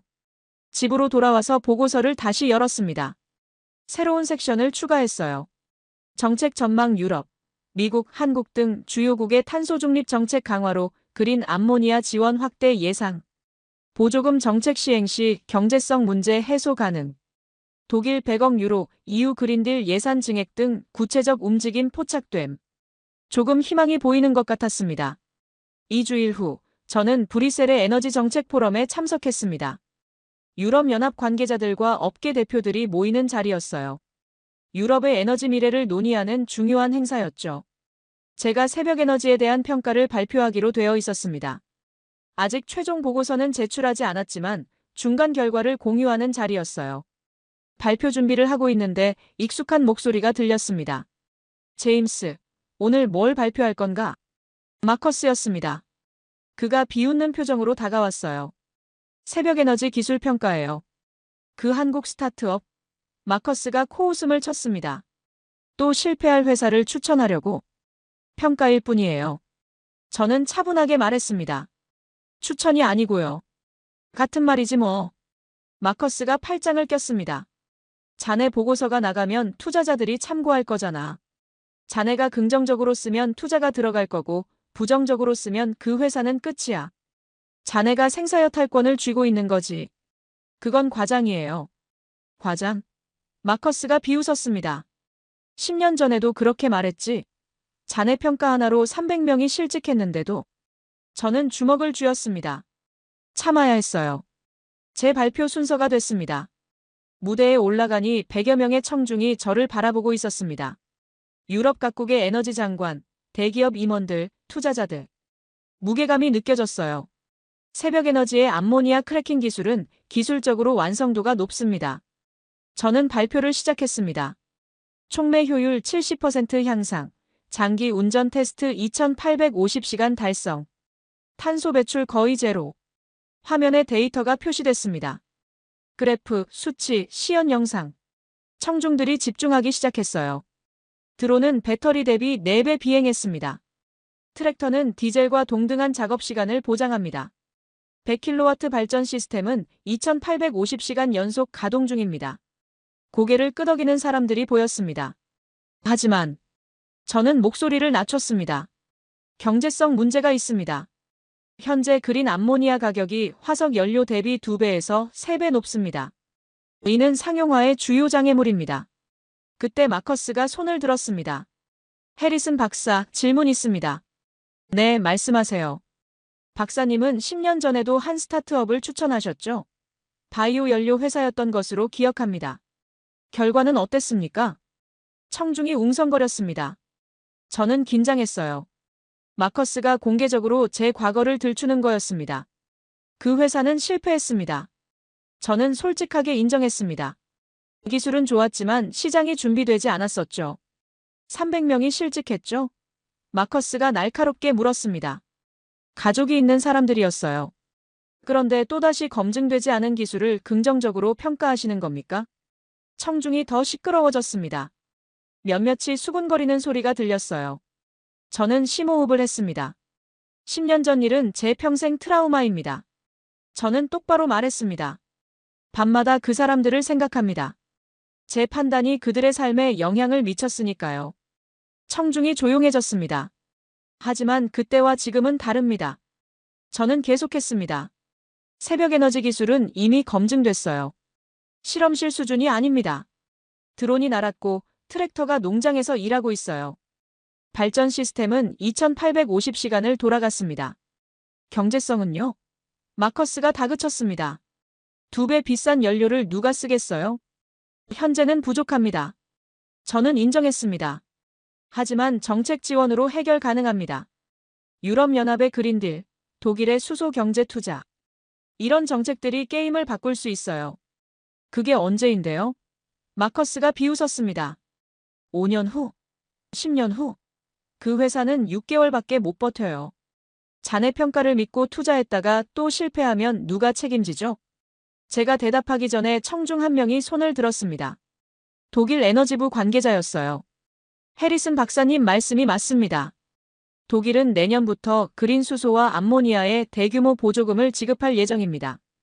연간 20억 유로 규모입니다. 또 다른 사람이 발언했습니다. 유럽연합 기후 정책 담당자였어요.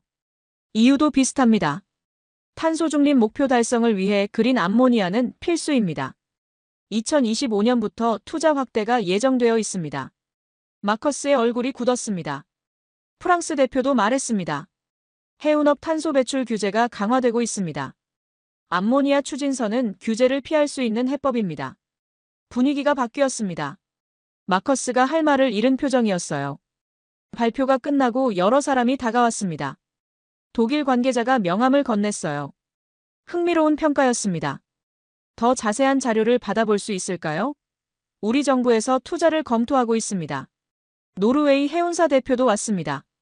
암모니아 추진선에 관심이 있습니다. 새벽에너지와 연결해 주실 수 있나요? 저는 안도했습니다.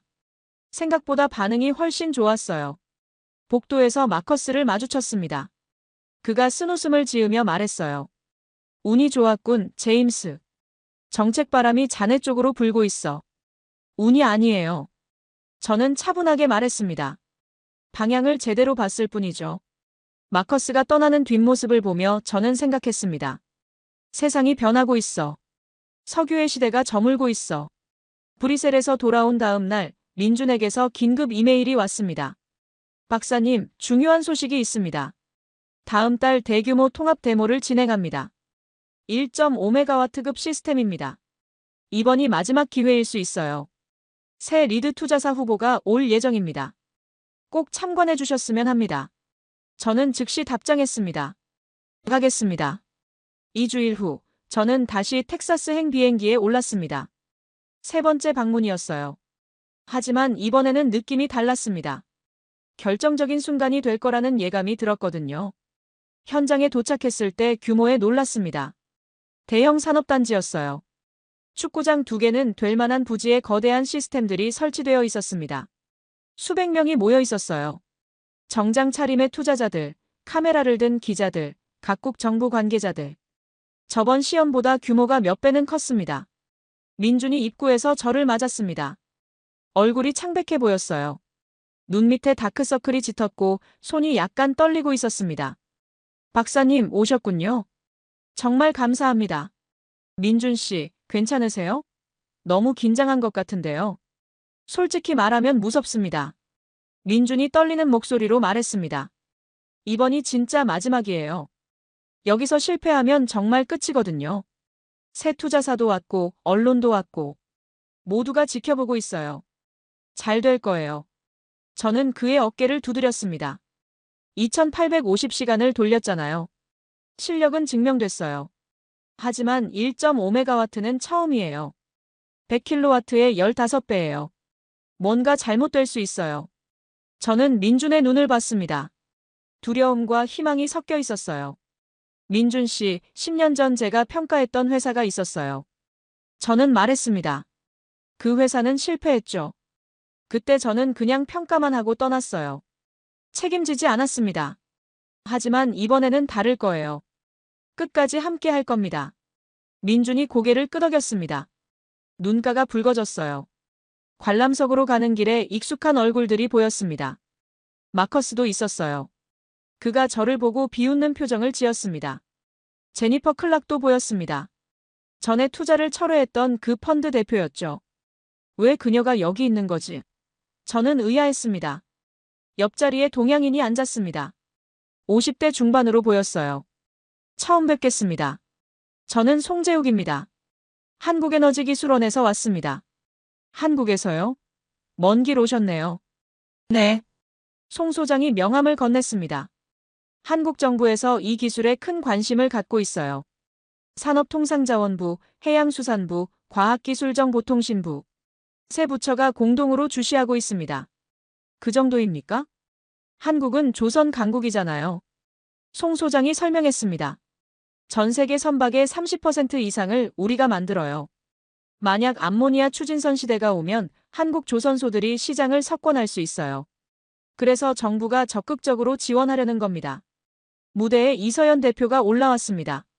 40대 초반의 여성이었어요. 단정한 정장 차림에 자신감 넘치는 표정이었습니다.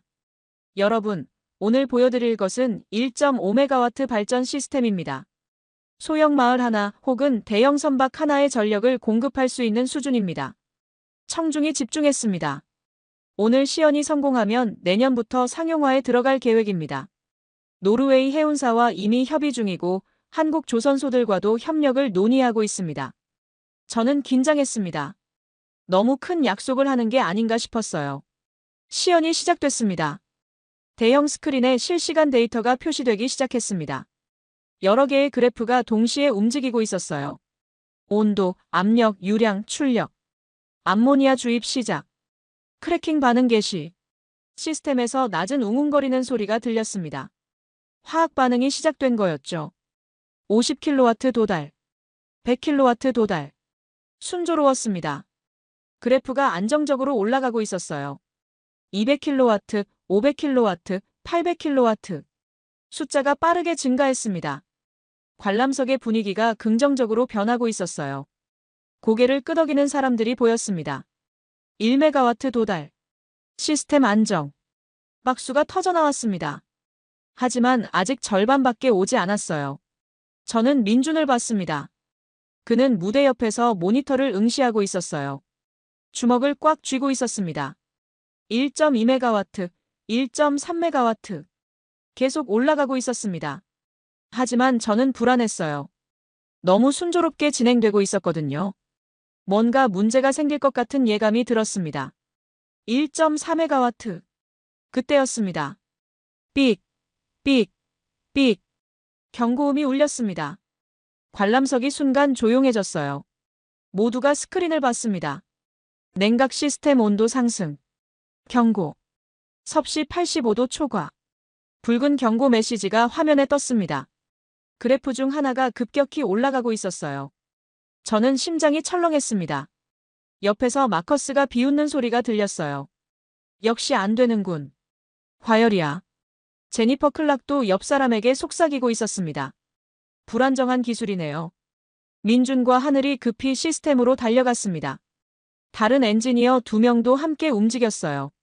10초가 10분처럼 느껴졌습니다. 경고음이 계속 울리고 있었고 청중은 술렁거렸습니다. 저는 손에 땀이 났습니다. 이게 어젯밤 제가 도왔던 냉각 시스템 부분이었거든요. 혹시 제가 실수한 건 아닐까? 제 잘못으로 이들의 마지막 기회가 날아가는 건 아닐까? 하늘이 패널 앞에서 무언가를 조작하고 있었습니다. 민주는 배관 연결부를 확인하고 있었어요. 20초가 지났습니다. 경고음은 여전히 울리고 있었어요. 송재욱 소장이 중얼거렸습니다. 이게 과열이면 큰일인데. 제가 대답하려는데 경고음이 멈췄습니다. 하늘이 마이크를 잡았습니다. 센서 오류였습니다. 실제 온도는 섭씨 72도로 정상 범위입니다. 온도 센서의 접촉 불량이 원인이었습니다. 스크린에 실제 온도계 데이터가 표시됐습니다. 72도. 정상이었어요. 저는 안도의 한숨을 쉬었습니다. 하지만 투자자들의 표정은 여전히 굳어 있었어요. 한번 흔들린 신뢰는 쉽게 회복되지 않는 법이었습니다. 시스템은 계속 올라갔습니다. 1.45메가와트, 1.48메가와트, 1.5메가와트 도달. 시스템 안정. 마침내 목표치에 도달했습니다. 하지만 박수는 처음만큼 열렬하지 않았어요. 경고음 사건이 분위기를 식혔던 겁니다. 이제 30분간 이 출력을 유지하겠습니다. 이서연 대표가 말했습니다. 5분이 지났습니다. 시스템은 안정적이었어요. 10분, 15분. 송 소장이 말했습니다. 출력이 매우 안정적이네요. 변동폭이 1%도 안 돼요. 20분, 25분. 저는 계속 온도 그래프를 주시했습니다. 혹시 다시 경고가 울릴까 봐요. 하지만 모든 지표가 정상이었습니다. 30분이 지났습니다. 시연이 끝났어요. 박수가 나왔습니다. 하지만 여전히 열렬하지는 않았어요. 경고음의 그림자가 남아 있었습니다. 질의응답 시간이 됐습니다. 여러 손이 올라갔어요. 방금 경고음은 정확히 무엇이었습니까? 제니퍼 클락이 첫 번째 질문을 던졌습니다. 센서 오류라고 하셨는데 실제로 과열됐을 가능성은 없나요? 민준이 단상에 올라왔습니다. 얼굴이 창백했지만 목소리는 단호했어요. 센서 오류가 확실합니다. 저희는 이중 안전장치를 가지고 있어요. 디지털 센서와 아날로그 온도계를 동시에 사용합니다. 디지털 센서는 85도를 표시했지만 아날로그 온도계는 72도를 가리키고 있었어요. 화면에 사진이 떴습니다. 아날로그 온도계의 확대 사진이었어요. 바늘이 72도를 가리키고 있었습니다. 그럼 센서 오류의 원인은요? 다른 투자자가 물었습니다. 왜 갑자기 오류가 생긴 겁니까? 어제 저녁 배관 작업을 했습니다. 민준이 솔직하게 말했습니다. 미세한 누수를 발견해서 수리했어요. 그 과정에서 센서 커넥터가 살짝 흔들렸던 것 같습니다. 완전히 분리된 건 아니고 접촉 불량이었죠. 작업이 제대로 안 됐다는 얘기 아닙니까? 마커스가 비웃으며 말했습니다. 급하게 수리하느라 실수한 거죠? 민준이 대답하려는데 저는 손을 들었습니다. 제가 설명하겠습니다. 저는 자리에서 일어났습니다. 청중이 저를 봤어요. 어제 저녁 저도 그 배관 작업에 참여했습니다. 저는 차분하게 말했습니다. 국제기후변화위원회 평가자로서가 아니라 엔지니어로서요. 배관 연결부에 미세한 균열이 있었고 우리는 밤새 수리했습니다. 당신이요? 제니퍼가 놀란 표정을 지었습니다. 평가자가 직접 작업에 참여했다고요? 네. 저는 단호하게 말했습니다. 제가 직접 보고 확인하고 싶었으니까요. 센서 위치도 확인했고요.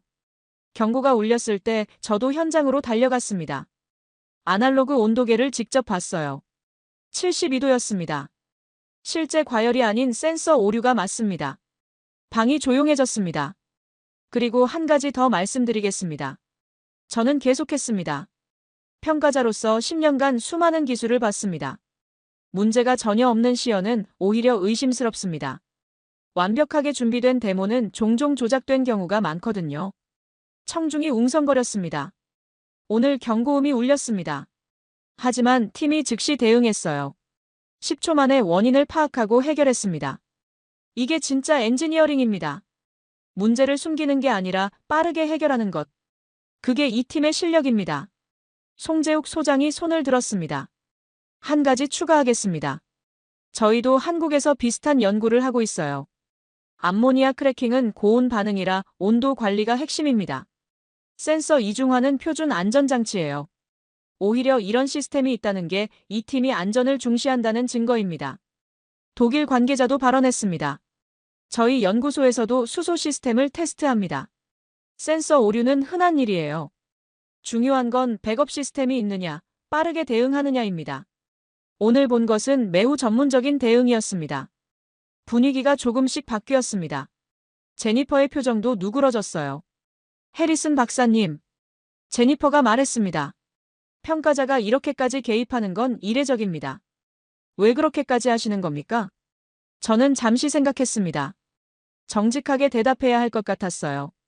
10년 전 제가 평가한 회사가 실패했습니다. 300명이 실직했어요. 그때 저는 평가만 하고 떠났습니다. 책임지지 않았죠. 이번에는 다르고 싶었습니다. 끝까지 함께하고 싶었어요. 제 목소리가 떨렸습니다. 이 기술은 진짜입니다. 2850시간을 돌렸고 오늘 1.5메가와트를 달성했어요. 경제성 문제는 있지만 정책 지원으로 해결 가능합니다. 저는 제 경력을 걸고 말씀드립니다. 이 기술에 투자할 가치가 있습니다. 긴 침묵이 흘렀습니다. 그리고 박수가 터져나왔습니다. 처음엔 몇 명이었지만 곧 전체로 퍼졌어요. 기립박수였습니다. 저는 자리에 앉았습니다. 다리가 후들거렸어요. 방금 제가 한 말의 무게를 느꼈습니다. 제 경력을 걸었어요. 이제 돌아갈 수 없었습니다. 시연이 끝나고 리셉션이 열렸습니다. 여기저기서 대화가 오가고 있었어요. 투자자들이 민준과 이서연을 에워싸고 질문을 쏟아내고 있었습니다. 저는 조용히 밖으로 나왔습니다. 텍사스의 석양이 지고 있었어요. 하늘이 주황색으로 물들었습니다. 누군가 다가왔습니다. 마커스였어요. 제임스, 자네 오늘 도박을 했더군. 저는 그를 봤습니다. 20년 지기 친구이자 라이벌이었죠. 도박이 아니에요. 확신이었어요. 만약 실패하면? 마커스가 물었습니다. 10년 전처럼 또 실패하면? 자네 경력은 끝나는 거야. 케임브리지에서도 못 버틸걸.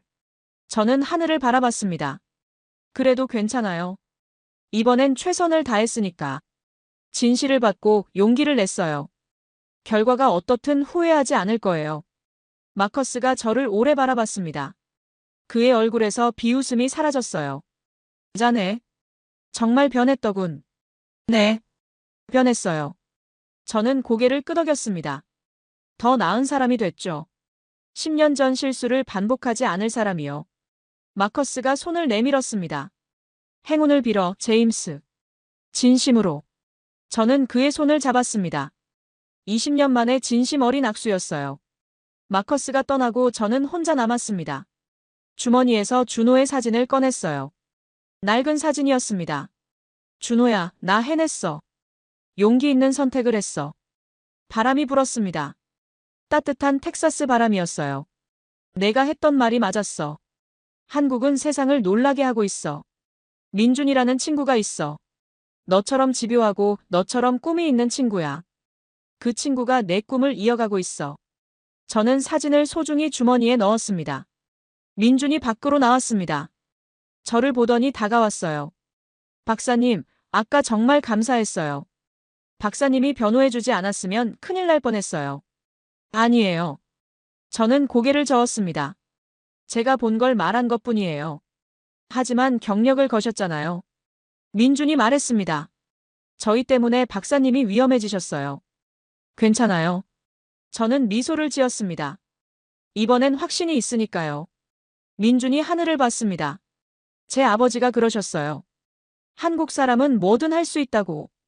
자원이 없어도 머리로 이기면 된다고요. 저도 그 말을 들은 적이 있어요. 저는 말했습니다. 25년 전에요. 제 룸메이트가 똑같은 말을 했어요. 한국 분이셨나요? 네. 김준호라는 친구였죠. 민준 씨와 비슷했어요. 집요하고 꿈이 있고. 지금은요? 세상을 떠났어요. 저는 조용히 말했습니다. 15년 전에요. 산업재해였어요. 민준이 숙연해졌습니다. 그 친구가 꿈꿨던 게 이거였어요. 저는 말했습니다. 한국이 세상을 놀라게 하는 것. 그래서 민준 씨가 더 특별해요. 준호의 꿈을 이어가고 있으니까요. 민준의 눈가가 붉어졌습니다. 저희가 성공하면 그분께도 보고할게요. 천국에 계신 준호 형에게요. 저는 고개를 끄덕였습니다. 가슴이 벅차올랐어요. 그날 밤 호텔방에서 저는 최종 보고서를 작성했습니다. 이제 더 이상 미룰 수 없었어요. 결정을 내려야 했습니다. 노트북 화면을 오래 바라봤습니다. 커서가 깜빡이고 있었어요. 리스크를 강조할까요? 경제성 문제, 투자 불확실성, 센서 오류. 그럼 안전했습니다. 제 경력도 지킬 수 있었어요. 10년 전처럼 실패해도 제가 경고했잖아요 라고 말할 수 있었죠. 아니면 잠재력을 강조할까요? 기술 완성도, 팀의 헌신, 정책 지원 가능성. 그럼 민준과 팀원들에게 도움이 될 수 있었습니다. 하지만 제가 위험해졌어요. 또 실패하면 제 경력은 끝이었습니다. 딸 엘리자베스의 말이 떠올랐습니다. 아빠는 항상 안전한 선택만 해요. 헬렌의 말도요. 진실을 써. 좋은 것도 나쁜 것도. 그리고 민준의 얼굴. 밤새 시스템을 고치던 그 모습. 우리는 포기하지 않을 거예요. 저는 키보드에 손을 올렸습니다. 그리고 타이핑을 시작했습니다. 제목 새벽에너지 암모니아 크래킹 기술 최종 평가 보고서. 요약 새벽에너지의 암모니아 크래킹 기술은 상용화 직전 단계에 도달했음. 1.5메가와트급 시스템의 안정적 가동을 확인함. 촉매 효율 70% 향상. 장기 운전 2850시간 달성. 탄소 배출 거의 제로. 저는 계속 썼습니다. 기술적 평가 매우 우수. 실험실 수준을 넘어 실제 현장 적용 가능 수준에 도달. 드론, 트랙터, 발전 시스템 모두에서 안정적 성능 확인. 센서 오류 발생 시 즉각 대응하는 안전 시스템 구축되어 있음. 경제성 평가 현재는 화석 연료 대비 두세 배 높은 가격으로 경쟁력 부족.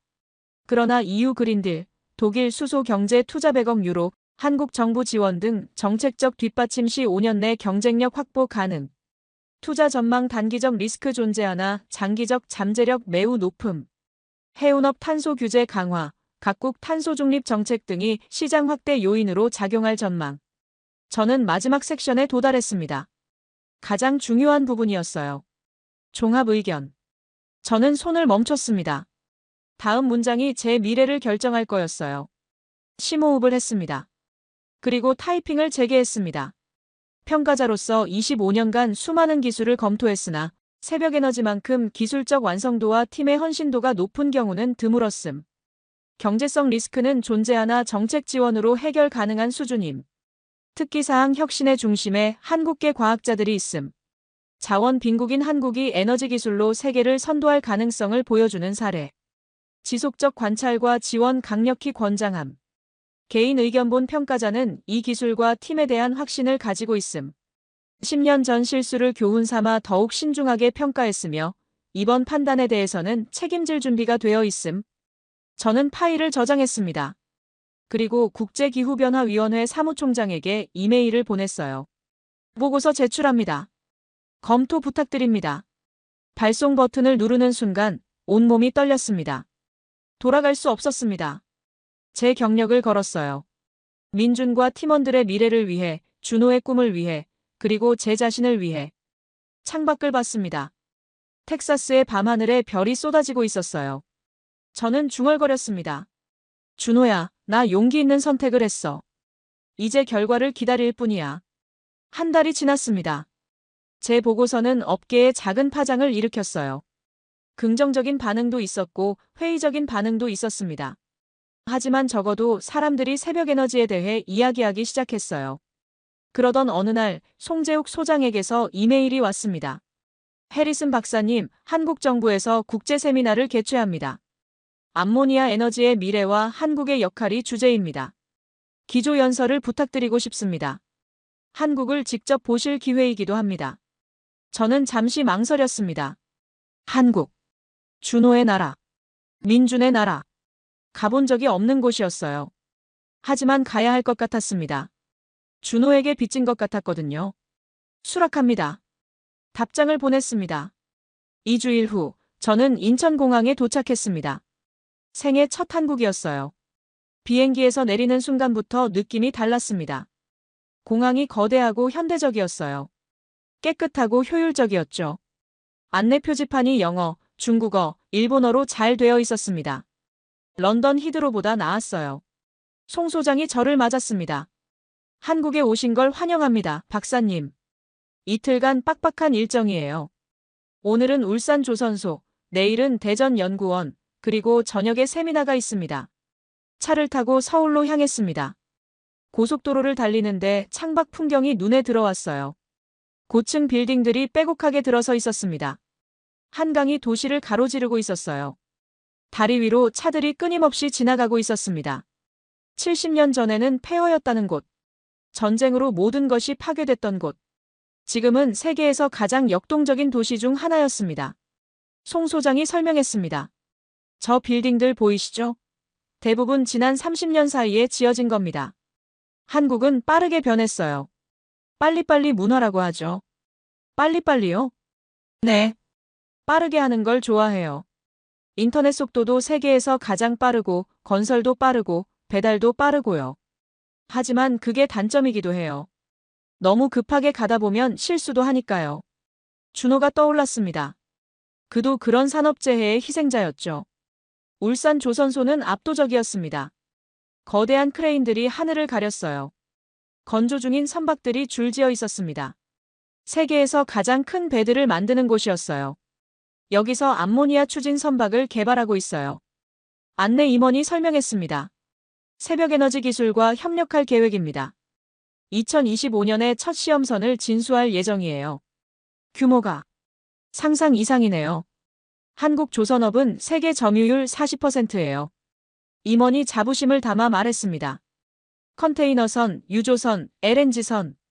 다 우리가 가장 많이 만들죠. 암모니아선도 우리가 선도할 겁니다. 저녁 대전으로 이동했습니다. 차로 2시간 거리였어요. 대전 연구단지는 인상적이었습니다. 넓은 캠퍼스에 연구 건물들이 들어서 있었어요. 젊은 연구원들이 늦은 시간까지 일하고 있었습니다. 한국 사람들은 정말 열심히 일하네요. 저는 말했습니다. 송 소장이 웃었습니다. 우리는 선택의 여지가 없었어요. 자원이 없으니까 사람에 투자할 수밖에요. 교육이 전부였죠. 부모들이 허리띠를 졸라매고 아이들 학비를 댔어요. 그게 지금의 한국을 만들었습니다. 준호가 했던 말, 민준이 했던 말, 모두 같은 이야기였습니다. 호텔에 체크인하고 저는 한강변을 걸었습니다. 밤이었지만 많은 사람들이 산책하고 있었어요. 조깅하는 사람들, 자전거 타는 사람들. 다리에 불빛이 반짝이고 있었습니다. 강물에 도시의 불빛이 반사되고 있었어요. 준호야, 내 나라가 정말 대단해졌어. 저는 중얼거렸습니다. 내가 꿈꿨던 것보다 더 발전했어. 바람이 불었습니다. 따뜻한 봄바람이었어요. 내일 세미나에서 뭐라고 말할까? 저는 생각했습니다. 한국 사람들 앞에서 한국을 칭찬하는 게 이상하지 않을까? 하지만 진실을 말해야겠다고 생각했어요. 제가 본 것, 제가 느낀 것을요. 다음 날 저녁 대전 컨벤션 센터에서 세미나가 열렸습니다. 생각보다 규모가 컸어요. 500명 넘게 참석했습니다. 정부 관계자들, 대기업 임원들, 대학 교수들, 연구원들. 한국 에너지 산업의 핵심 인사들이 모인 것 같았어요. 민준과 이서연도 와 있었습니다. 저를 보고 반갑게 인사했어요. 박사님, 한국은 어떠세요? 놀랍습니다. 제가 상상했던 것보다 훨씬 발전했어요. 준호 형이 자랑스러워 하셨을 거예요. 민준이 말했습니다. 제 순서가 됐습니다. 무대에 오르니 긴장됐어요.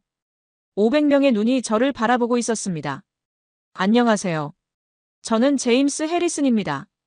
영국 케임브리지 대학 교수이고 국제기후변화위원회 자문위원입니다. 박수가 나왔습니다. 오늘 여러분께 솔직하게 말씀드리겠습니다. 저는 심호흡을 했습니다. 저는 한국을 과소평가했습니다. 장래가 조용해졌습니다. 전자제품, 자동차, K-팝. 그게 제가 아는 한국의 전부였습니다. 에너지 분야에서 한국이 뭘 하겠어? 석유 한 방울 안 나는 나라가. 그게 제 생각이었습니다. 청중이 웅성거렸습니다. 하지만 제가 틀렸습니다. 완전히 틀렸어요. 한국계 과학자들이 세상을 놀라게 하고 있습니다. 암모니아 크래킹 기술로요. 화면에 텍사스 시연 영상이 재생됐습니다. 1.5메가와트 시스템이 작동하는 장면이었어요. 청중이 집중했습니다. 왜 한국인가요? 저는 질문을 던졌습니다. 첫째, 한국은 세계 최고의 조선 강국입니다. 선박 연료 시장을 선도할 수 있어요. 둘째, 화학 강국입니다. 암모니아 생산과 취급 노하우가 있죠. 셋째, 발전 기술이 뛰어납니다. 그리고 무엇보다 저는 목소리를 높였습니다. 한국에는 사람이 있습니다. 청중이 숨을 죽였습니다. 제 대학원 시절 룸메이트가 한국 사람이었어요. 김준호라는 친구였죠. 그는 밤새 공부했습니다. 주말에도 도서관에 있었어요. 왜 그렇게 열심히 하느냐고 물었더니 이렇게 대답했습니다. 저는 잠시 멈췄습니다. 감정이 북받쳤어요. 한국에는 자원이 없어서 두뇌로 이겨야 한다고. 부모님이 평생 고생하며 자신을 대학에 보냈다고. 그 은혜를 갚고 싶다고. 제 목소리가 떨렸습니다. 준호는 한국으로 돌아갔습니다. 그리고 15년 전 산업재해로 세상을 떠났어요. 저는 그 사실을 최근에야 알았습니다. 청중이 숙연해졌습니다. 하지만 준호의 꿈은 죽지 않았습니다. 민준이라는 과학자가 그리고 수많은 한국계 연구자들이 그 꿈을 이어가고 있어요. 밤새 실험하고 주말에도 나오고 실패해도 포기하지 않으면서요. 기립박수가 터져나왔습니다. 저도 눈가가 뜨거워졌어요. 석유 시대가 저물고 있습니다.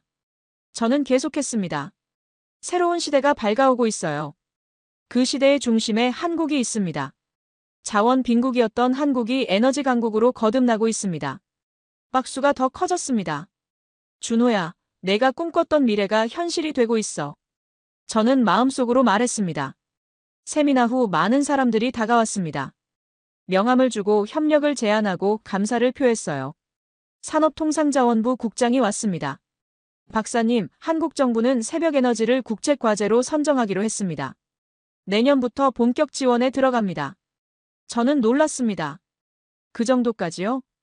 암모니아 에너지는 한국의 미래입니다. 국장이 말했습니다. 조선, 발전, 화학. 우리 주력 산업과 완벽하게 맞아떨어져요. 현대중공업 임원도 왔습니다. 박사님 평가 보고서를 읽었습니다. 저희도 새벽에너지와 협력하기로 했어요. 암모니아 추진선 개발에 공동 투자할 겁니다. 민준이 다가왔습니다. 얼굴이 상기되어 있었어요. 박사님, 믿기지 않아요.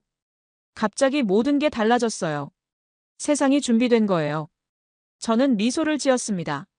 런던으로 돌아온 지 한 달 후 세상이 움직이기 시작했습니다. 먼저 유럽연합이 발표했어요. 그린 암모니아 기술에 20억 유로 규모의 보조금을 지급한다고요. 탄소 중립 목표 달성을 위한 핵심 투자라고 했습니다. 같은 주 독일 정부도 발표했습니다. 수소 경제 투자를 100억 유로로 확대한다고요. 그중 30억이 암모니아 기술에 배정됐습니다. 한국도 움직였습니다. 산업통상자원부가 새벽에너지를 차세대 에너지 국책과제로 선정했어요. 5년간 3천억 원을 지원하기로 했습니다. 전화가 쇄도했습니다. 언론사, 투자자들, 연구기관들. 다들 새벽에너지에 대해 물어봤어요. 민준에게서 이메일이 왔습니다. 박사님, 믿을 수 없어요. 투자 문의가 너무 많이 들어와서 선택하기 힘들 정도예요. 노르웨이, 일본, 싱가포르, 중국에서도 연락이 왔어요. 독일 정부에서는 현지 합작법인을 제안했고요. 축하합니다, 민준 씨. 고생 끝에 낙이 온 거예요. 박사님 덕분입니다. 박사님이 경력을 걸고 저희를 변호해주지 않았으면 불가능했을 거예요. 저는 창밖을 봤습니다. 런던의 봄이었어요. 벚꽃이 피고 있었습니다. 헬렌과 저녁을 먹었습니다. 제임스, 자네 도박이 대박 났더군. 헬렌이 와인잔을 들었습니다. 도박이 아니었어요. 저는 웃었습니다. 방향을 제대로 봤을 뿐이죠. 솔직히 나도 놀랐어. 헬렌이 인정했습니다. 정책이 이렇게 빨리 움직일 줄은 몰랐어. 유럽연합, 독일, 한국. 동시에 지원을 발표하다니. 기후위기가 그만큼 심각하다는 거겠죠. 저는 말했습니다. 선택의 여지가 없어요. 탄소 중립은 선택이 아니라 의무가 됐으니까요. 그래도 자네가 용감했어. 헬렌이 말했습니다. 경력을 건 거잖아. 실패했으면 큰일 날 뻔했어. 하지만 실패하지 않았잖아요. 아직은. 헬렌이 의미심장하게 웃었습니다. 진짜 성공은 지금부터야. 상용화해서 실제로 돈을 벌어야 진짜 성공이지. 맞는 말이었습니다. 딸 엘리자베스에게서 전화가 왔습니다. 아빠, 뉴스 봤어. 아빠가 평가한 그 회사, 대박 났더라. 유럽연합이랑 독일에서 엄청난 지원을 받는다며? 네. 다행이야.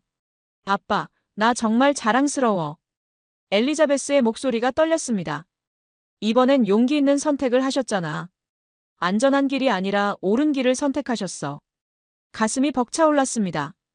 내 덕분이야, 엘. 내가 깨우쳐줬으니까. 아빠, 사랑해요. 나도 사랑한다, 엘. 전화를 끊고 나서 저는 한참 동안 앉아 있었습니다. 행복했습니다. 케임브리지 연구실에 앉아 있는데 학과장이 찾아왔습니다. 제임스, 축하하네. 자네 보고서가 화제더군. 감사합니다. 유럽연합에서 연구 프로젝트 제안이 왔어. 학과장이 말했습니다. 암모니아 에너지 연구 컨소시엄을 만들래. 케임브리지가 주도하고 자네가 책임자를 맡아주면 좋겠는데. 저는 놀랐습니다. 저요? 자네가 이 분야 전문가잖아. 그리고 새벽 에너지와 연결고리도 있고. 딱이야. 생각해보겠습니다. 좋은 기회야. 학과장이 말했습니다. 펀딩도 넉넉하고. 그날 저녁 저는 오래 생각했습니다. 연구 프로젝트 책임자. 새로운 시작이었어요. 준호의 사진을 꺼냈습니다. 준호야, 내 꿈이 계속 이어지고 있어. 이제 더 많은 사람들이 동참하고 있어. 6개월이 지났습니다. 새벽에너지가 10메가와트급 시스템 개발에 성공했다는 뉴스가 나왔어요. 1.5메가와트의 거의 7배였습니다. 노르웨이 최대 해운사와 암모니아 추진 선박 계약을 체결했다는 소식도 들렸습니다. 20척 규모였어요. 2천억 원 규모의 계약이었습니다. 독일에서는 새벽에너지와 합작법인을 설립했습니다. 유럽 시장 공략을 위해서였죠. 한국에서는 울산에 대규모 생산시설을 짓기 시작했습니다. 내년 준공 예정이었어요. 저는 케임브리지 연구실에서 후속 보고서를 작성하고 있었습니다. 유럽연합 연구 컨소시엄 책임자로서의 첫 보고서였어요. 제목은 암모니아 에너지 시대의 도래기술, 정책, 그리고 한국의 역할이었습니다. 창밖으로 해가 떠오르고 있었어요. 케임브리지의 아침이었습니다. 책상 위에 준호의 사진이 놓여 있었습니다. 옆에는 편지가 있었어요. 제가 손수 쓴 편지였습니다. 친애하는 준호에게 너의 꿈이 이루어지고 있어. 한국이 해냈어. 석유시대가 끝나가고 있어. 새벽에너지라는 회사가 있어. 너처럼 꿈을 가진 한국계 과학자들이 만든 회사야. 민준이라는 친구가 있어. 너처럼 밤새 일하고 실패해도 포기하지 않는 친구야. 그들은 10메가와트 시스템을 만들었어. 노르웨이 선박 20척에 들어갈 거야. 독일, 한국, 일본. 세계가 주목하고 있어. 나는 10년 전 실수 때문에 겁쟁이가 됐었어. 안전만 추구했지. 하지만 내 친구들을 만나면서 다시 용기를 배웠어. 준호야, 고마워. 내가 보여준 그 집요함, 그 꿈. 그게 나를 바꿨어. 이제 새로운 시대가 밝아오고 있어. 암모니아의 시대. 깨끗한 에너지의 시대. 그 중심에 한국이 있어. 너의 나라가 세상을 놀라게 하고 있어. 내가 꿈꿨던 대로. 그리고 나는 이제 안다. 자원이 없어도 괜찮다는 걸. 사람이 있으면 된다는 걸. 한국이 그걸 증명하고 있어. 사랑하는 친구여, 편히 쉬렴. 너의 꿈은 계속되고 있어. 민준이, 하늘이, 그리고 수많은 한국 과학자들이 이어가고 있어. 나도 함께 할게. 연구 컨소시엄을 이끌면서 너희들을 돕겠어. 이제 나도 도전하는 사람이 됐어. 안전을 추구하는 겁쟁이가 아니라. 고마워, 준호야. 내가 내 인생을 바꿨어. 영원한 친구, 제임스 올림. 편지를 봉투에 넣었습니다. 서랍에 소중히 보관했어요. 노트북을 열었습니다. 새 이메일이 와 있었습니다. 민준이었어요. 박사님, 내년 5월에 한국 울산 공장 준공식이 있습니다. 꼭 오셔야 해요.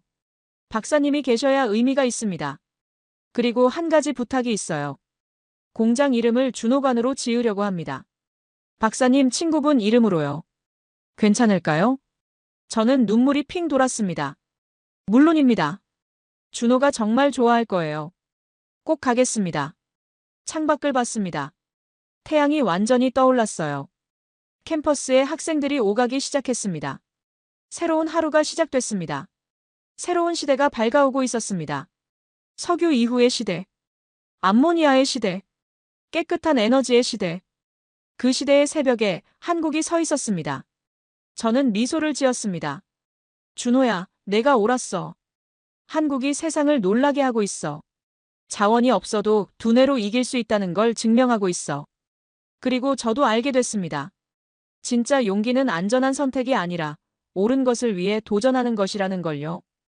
연구실 문을 나서며 저는 중얼거렸습니다. 석유시대여, 안녕. 새로운 시대여, 환영해. 그리고 한국이여, 고마워. 세상에 희망을 보여줘서. 준호야, 내 꿈은 계속된다. 새벽의 약속은 지켜지고 있어.